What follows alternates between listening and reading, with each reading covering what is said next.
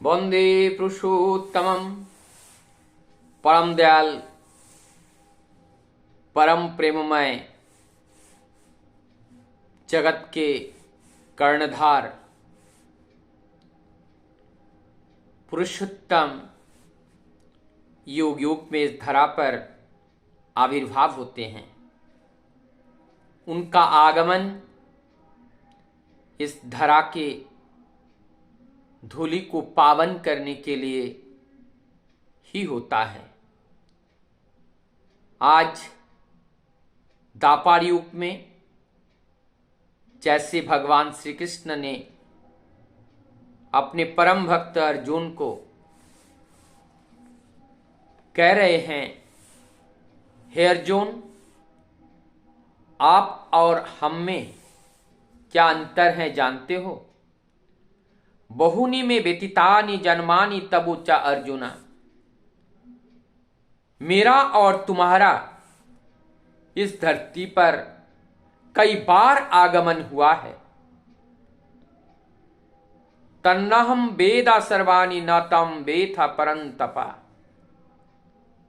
लेकिन मुझे उस सब आगमन के बारे में मुझे पता है, लेकिन आपको उस बारे में पता नहीं है। यही अंतर है, इतना ही अंतर होता है। क्योंकि वो रक्त मांस संकलित देह धारण कर इस धरा पर आविर्भाव होता है। वो सर्वज्ञ हैं, वो सर्वविदित हैं और वो सर्व परिपूरणकारी हैं। इसलिए उनको आपुरैमन और वैशिष्ट पाली भी कहते हैं, क्योंकि वो हमारे वैशिष्ट को जानते हैं और वैशिष्ट कैसे आगे बढ़ाया जाएगा वो इस बारे में भली भांति जानते हैं। इसलिए उन्हें वैशिष्ट पाली भी कहते हैं। आज ऐसे एक घटना के बारे में मैं वर्णन करने जा रहा हूं, जो परम दयाल के चरणाश्रित एक परम भक्त श्री हरिनंदन प्रसाद, जिनको मास्टर महाशय के नाम से आश्रम जगत में सभी लोग जानते थे, उनके ज्येष्ठ पुत्र श्री रामानंदन प्रसाद, जिनको लालदा के नाम से जाने जाते हैं। लालदा के 2 कन्या संतान, उसके बाद एक पुत्र संतान हुआ और उस पुत्र संतान के नामकरण के लिए ठाकुर जी के पास पहुंचते हैं और अपने ही घर का, अपने ही संतान का नामकरण अपने आप कैसे पूछे। तो उन्होंने वहां पे जो ठाकुर जी के और एक भक्त थे श्री राम बासवन सिंह दा, तो बासवन दा को बताते हैं नामकरण के लिए। बासवन दा ठाकुर जी से नाम लेने के लिए प्रस्तुत होते हैं, लेकिन संयोग ही ऐसा है, ना तो बासवन दा बोल पाते हैं, ना तो परम दयाल बोलने का मौका देते हैं। इस तरह से दिन निकलता चला जाता है और डेली हमारे लालदा नामकरण के लिए आते हैं। ऐसे कई दिन बीत जाते हैं। एक दिन फिर वही बासवंदा ठाकुर जी से नामकरण के लिए कहते हैं। आज ठाकुर जी नामकरण कर रहे हैं और नामकरण से पहले पुत्र संतान और कन्या संतान के लिए अलग अलग, जैसे अगर पुत्र संतान है तो पुत्र के पिता, पिता के पिता, परदादा, पर पिता, पितामह, इस तरह से 3 से 5 जनरेशन की जरूरत होती है। इस तरह से कन्या संतान के लिए भी 3 से 5 जनरेशन, माँ की माँ, उनकी माँ, इस तरह से 5 जनरेशन की जरूरत होती है। सारे बातें बासवंदा को बता दिया गया।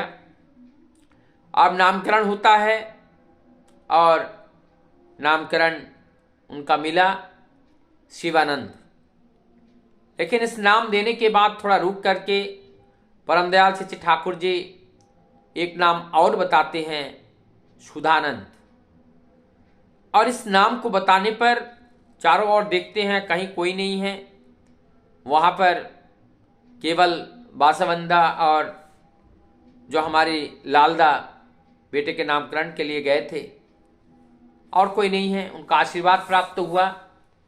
संयोग देखिए, ऐसा शायद किसी ने कभी सुना होगा, जिनका कोई नामो निशान नहीं धरती पर ना आया हो, और इस मां की कोख से जो संतान इस धरती पर आती हैं, कोई गारंटी नहीं है, वो लड़का भी हो सकता है, लड़की भी हो सकती हैं।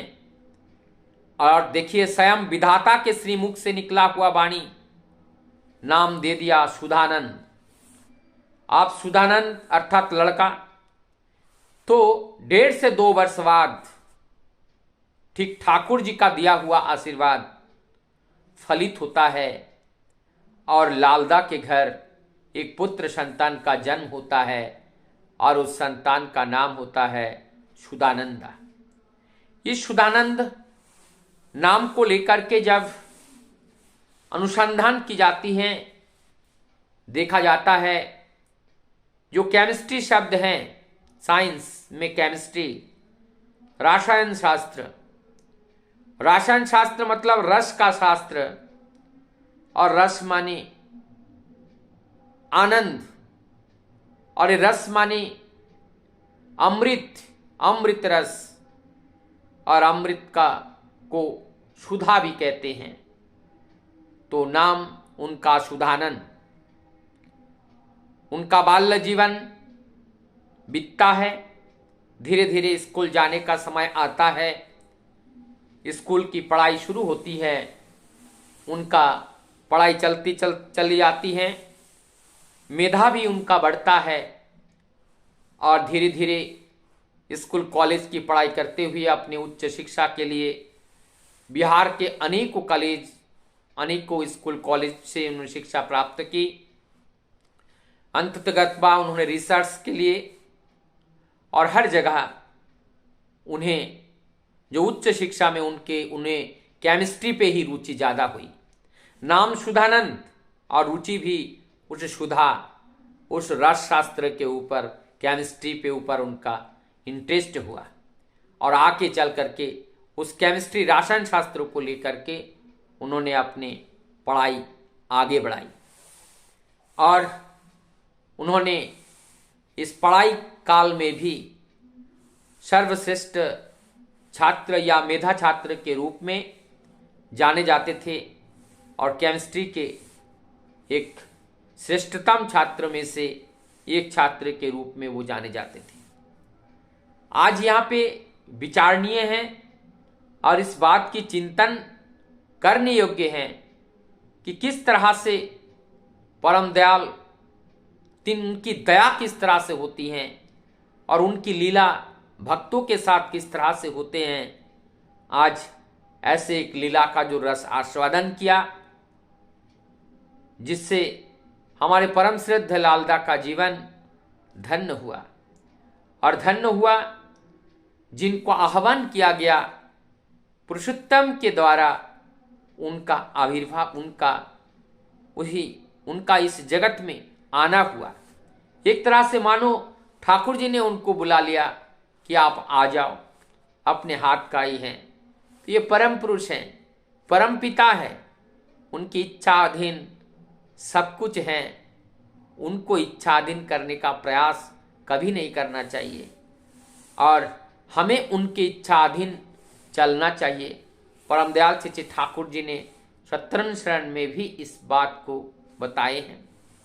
तो हमारे जीवन में उस परम पिता के प्रति जो अनुराग और जो विश्वास, इससे घटना के माध्यम से एक साधारण से साधारण जो इष्ट प्राण व्यक्ति हैं, उनके हृदय में भी एक प्रेम, उनके प्रति एक विश्वास और निश्चित रूप से गहरा होता है। तो ऐसा एक घटना को स्मरण करने का जो मौका हमें परम श्रद्ध श्री हरिनंदन दा के ज्येष्ठ पुत्र लालदा इन भक्त परिवारजनों के माध्यम से जो हम लोगों को सुन करके जो आनंद और जो प्रेरणा मिलती हैं, वाकई में उन लोगों का भक्ति का ये चरम, उन लोगों का भक्ति का ही पराकाष्ठा है जो आज भी वो लोग अमर हैं। उनकी इस अमर कथा को सुनकर हम लोग भी उस सुधानंद, उस अमृतपम रस का आस्वादन करने का सौभाग्य हम लोगों को